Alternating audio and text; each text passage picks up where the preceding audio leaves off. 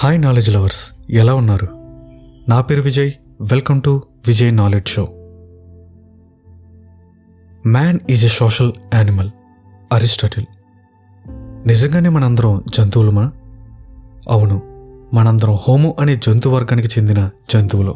Scientific భాషలో మనల్ని Homo sapiens అని పిలుస్తారు.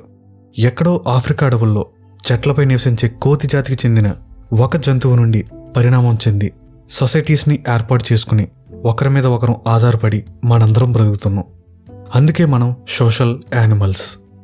సొసైటీస్ని ఏర్పాటు చేసుకోకపోతే, ఆ సొసైటీలో బ్రతకడం నేర్చుకోకపోతే మనం కూడా అడవుల్లో నివసించే జంతువుల్లాగే మిగిలిపోయే వాళ్ళం.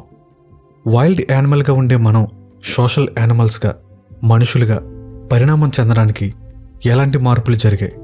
స్టెప్ బై స్టెప్ మనిషి పరిణామం చెందుకుంటూ వచ్చాడు. ఇదంతా సడన్గా జరగలేదు. ఇది జరగడానికి కొన్ని లక్షల సంవత్సరాలు పట్టింది.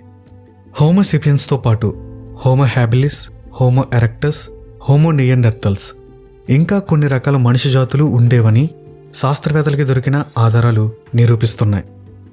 శాస్త్రవేత్తలకి దొరికిన ఆ ఆధారాలు ఏంటి? హోమోసేపియన్స్ ఎవరు?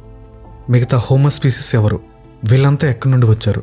కేవలం హోమోసేపియన్స్ మాత్రమే ఇప్పుడు ఎందుకు మిగిలారు? మిగిలిన మనిషి జాతులన్నీ ఎందుకు అంతరించిపోయాయి? ఈ ప్రశ్నలన్నిటికీ సమాధానాలు తెలుసుకోవాలనుకుంటే ఆరిజిన్ ఆఫ్ హ్యూమన్స్ అనే ఈ పాడ్కాస్ట్ సిరీస్ని ఫాలో అవ్వండి. స్పాటిఫైలో వినండి. మేజర్ ఆడియో స్ట్రీమింగ్ ప్లాట్ఫామ్స్ అన్నింటిలో కూడా ఈ పాడ్కాస్ట్ని వినొచ్చు. బట్ స్పాటిఫైలో మీకు మంచి ఎక్స్పీరియన్స్ దొరుకుతుంది.